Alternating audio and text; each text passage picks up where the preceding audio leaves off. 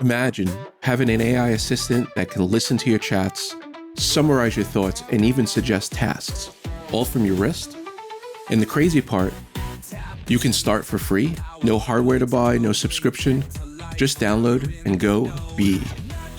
Now picture this, I'm in Times Square, chaos, crowds, conversations, and a packed production schedule to juggle. Trying to take notes or remember key moments, forget about it. Voice memos clumsy, manual notes too slow, important stuff gets lost. I need something that could keep up with me and actually help. That's when I found Bee, a wearable AI device built to transcribe and organize conversations. The Bee Pioneer packs a 7-day battery life, crazy for a tiny AI mic. But here's the twist, I barely used it because Bee also makes an Apple Watch app with the same features, and it's totally free. No subscription, no catch, just install and go. So I took the Bee app on my Apple Watch Ultra into the wild, literally. A production gig right in the middle of Times Square. I wore the watch all day, let Bee run in the background, and forget it was even there. And yeah, it worked. Transcripts, summaries, timestamps, even locations. All auto-summarized. But it wasn't perfect. Sometimes it stopped recording without warning. I'd have to glance at my watch and wonder if it's still on. There's a tiny little microphone icon, hard to see, but it would be nice if they added some kind of color change or haptic buzz when it disconnects. That would be huge.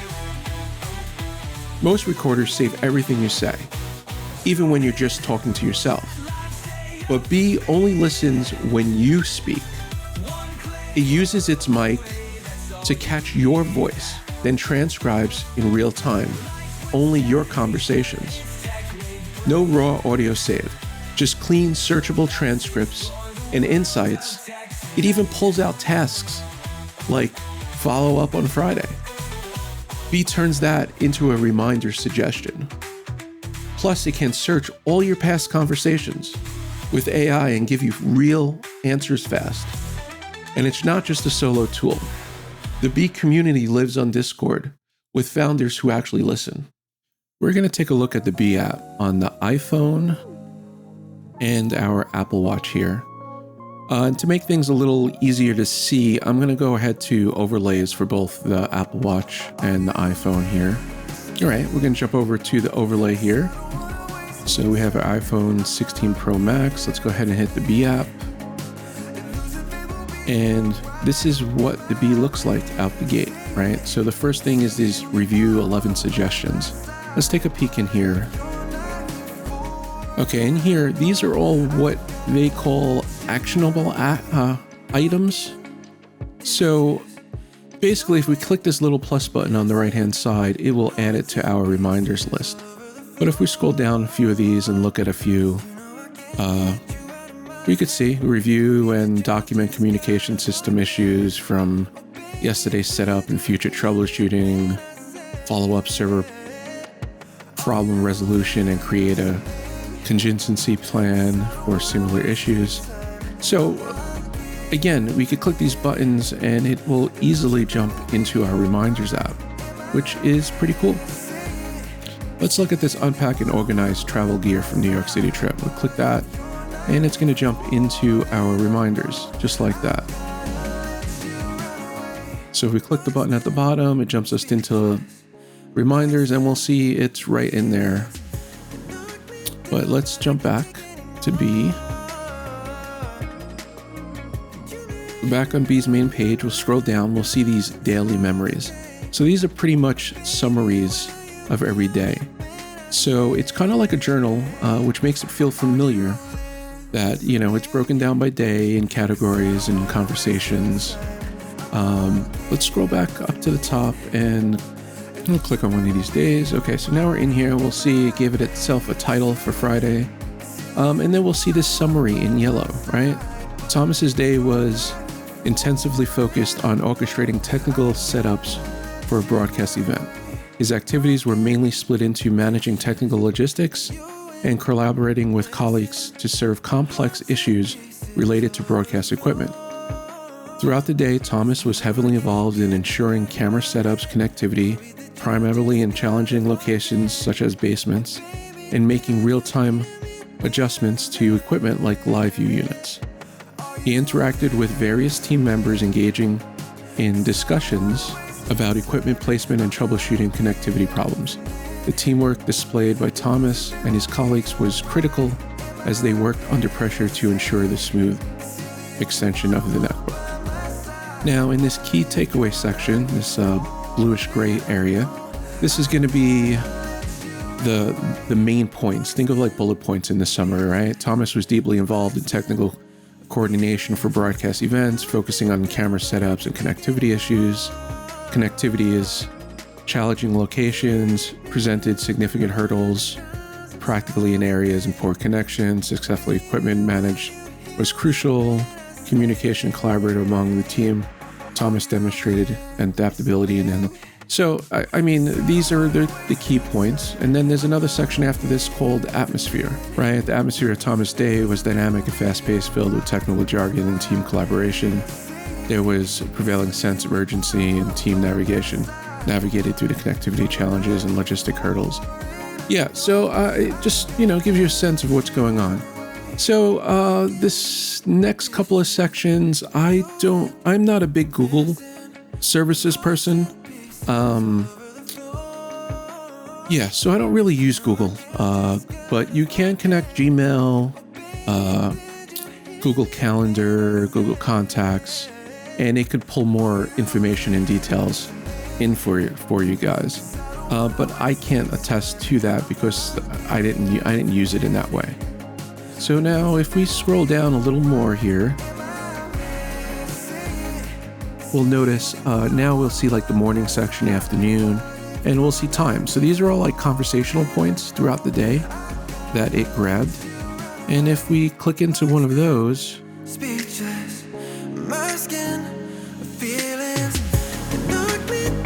we'll see at 7:06 a.m. broadcast event technical coordination meeting.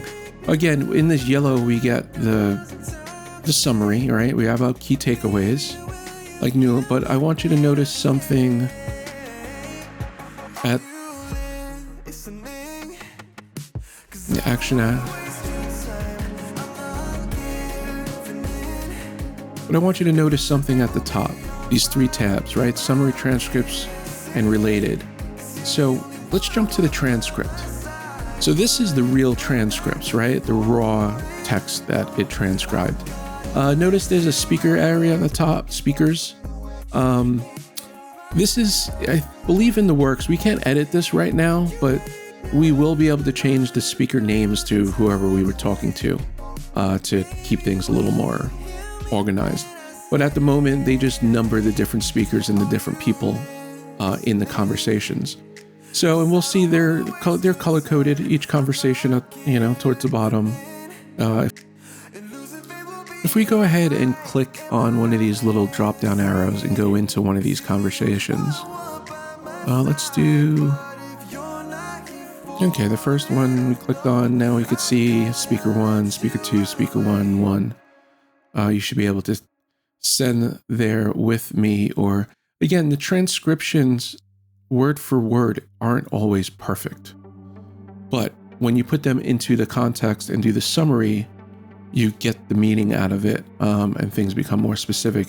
So it ends up being a little harder to read through the transcriptions, at least in an environment that I was at, that there's many people and many conversations going around. So it's trying to grasp that. So I think the AI aspect of this is what makes it work really well. But looking at the raw transcripts can get a little confusing. Just an FYI. All right, let's head back over to the main screen here, right? And see this little button at the bottom, Talk to B? So let's go ahead and click on that. This is gonna let us talk to B, right? So we could ask it basic questions about any of the conversations we had. I'm doing this on the fly, but what did I have for lunch on Friday? So the key takeaway after playing with all this stuff, this might not even work, but we'll see what it comes up with. when using this, it's sometimes a good idea to mention what you're doing out loud, right? It's not like it sees what you're seeing, or, I mean, if I didn't mention the name of the restaurant or food that I was having for lunch, it's not going to know, right? It doesn't have that much data. But in this instance, I didn't see a specific record for May 2nd. I found a mention of you having lunch at a restaurant called Nana's. Yes, this was the lunch I had on Saturday with my mother and sister. So it didn't find it for Friday, but found something on Saturday and asked if that was it. But at the bottom, it did go back and look again and found that I mentioned, I think it might have got a little confused here because I mentioned lunch, setting up lunch for the next day with them. So they might have found that in a conversation somewhere, only after it dug deeper, right? So again, a good takeaway is, while you're doing stuff, maybe just randomly mention out loud that I'm at this restaurant, or, I'm heading here, or, things of that nature, in order for stuff to be documented a little better. All right, let's jump over to the Apple Watch and take a peek on how that is, right? Here's the Apple Watch. I'm going to jump over to an overlay to make it easier for you guys to see. Okay, we got our Apple Watch here. You could see it. So we see a little icon in the bottom right. That's the B icon. We're going to go ahead and click that. That will bring up the B app. It's very basic. We just hit the start button for it to start. And now it's capturing. And that's all there is to it. Now, note the little orange microphone icon on the top. That's how you know a microphone's being used on the Apple Watch, right? So this is kind of what I was looking for on my Apple Watch, to know if it was disconnected. Now, if we jump back to our home screen on the Apple Watch, our main face that we're using, we'll notice at the top, you see that little orange microphone again? It's right there. So that's what I'm looking for on my main face. Now, in a perfect world, it'd be nice if that B icon on the bottom right for the application actually changed when it's actually capturing something. You also note, like, I just stopped it. I wanted to show that mic icon went away. On the top in there, that's my focus mode saying do not disturb, which is why we're seeing that. But ultimately, if it was recording, it would be there. It would take place of something else. But it'd be great if that icon on the bottom right would change to see some kind of that it's being used and recorded. That would help a lot, knowing it was disconnected. Battery life, it in a perfect world, I would have liked to see myself get a whole day out of it. That's what I'm looking for, and I think I was really close to it. With the Apple Watch Ultra 1, which is what I have, I get about 2 days battery life out of it to start with. And I was hoping with this running all day, I would at least get a day out of it. With the start and stops, I don't know why it would stops on its own. Of course, it's doing this live transcode, so it needs your phone in range. So if your phone's out of range, I understand it stopping. But at times, I did find it stop. But not enough to make me pay attention and see if it's recording. I've gone like 4 or 5 hours without it stopping. But during a production, a 16-hour day, I'm not that sold. I have to check on it. Now, the Pioneer, you could get 7 hours out of it. That might be something, but it seems a bit chunky for me, and I don't want to wear another watch. I have one, I might as well use that, right? But if you ask me, could you get eight hours out of it with an Ultra? Absolutely. That I could guarantee, say that. Can you get 12 hours or more? That's when I start feeling, I don't know, because I don't know how much time I've missed between disconnects. Was it 15 minutes? Was it a half an hour? Was it an hour? Did I lose any really important meetings? No, because I peeked out my watch before going into that meeting. It was more like daily stuff, walking around or whatnot, that maybe was missed. All in all, I like having it built into the Apple Watch. I mean, this is something I think Siri should be doing, right? I feel like that, Apple should just buy these guys and incorporate them into Siri and be done with it. It's a very, very helpful tool, not having to carry papers and take notes on everything and being able to recall stuff when needed. All right, let's go back and take a quick look at the Pioneer again. This is how it looks. I mean, it looks pretty chunky in this clip. Clipping it on your shirt or something, it's just going to look big and bulky. I look at it as a beta product. This is their first version. They're nailing the software. I guess the hardware could, they could use some more time with. It does come with 2 bands, a black one, a yellow one. I'll pop it out. It's really just a piece of rubber that goes around, it's like a rubber band that goes around a cutout on it. But I'll put it in this watch band. And it really just clips in like that. Now, I could feel edges around it, not sharp, but it's not like it's super flush fit. And then on the bottom, and we flip it over here, we can see there's a charging port on the bottom, which seems like a dopey place for it. I could imagine the sweat and grime from your wrist wearing this all day. Again, it's something you're supposed to wear all day, right? Just getting in there, ruining it. I think if they put it on the edge, under the rubber, that would have probably been a better place. And if you're only charging it once every 7 days, it doesn't seem like such a bad idea.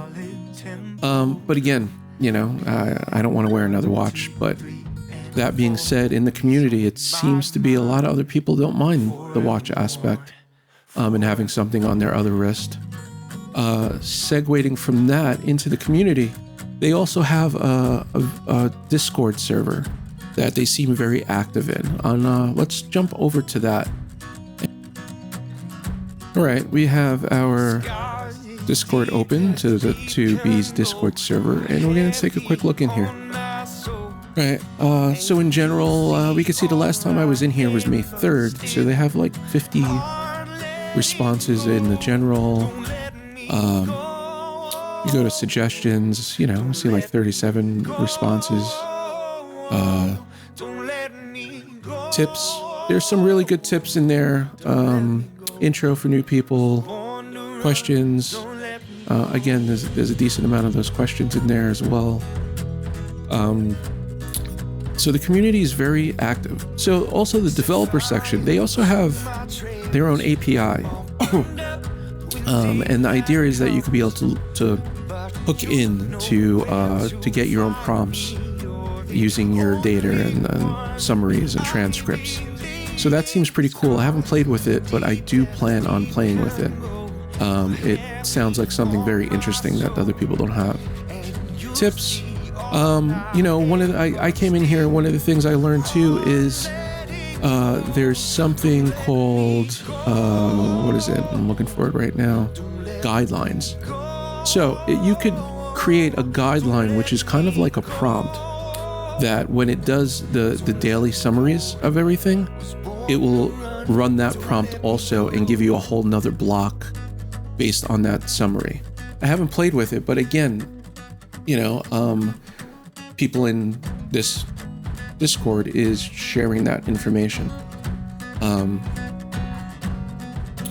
Anyhow, I just wanted to give you guys a quick look at the Discord also.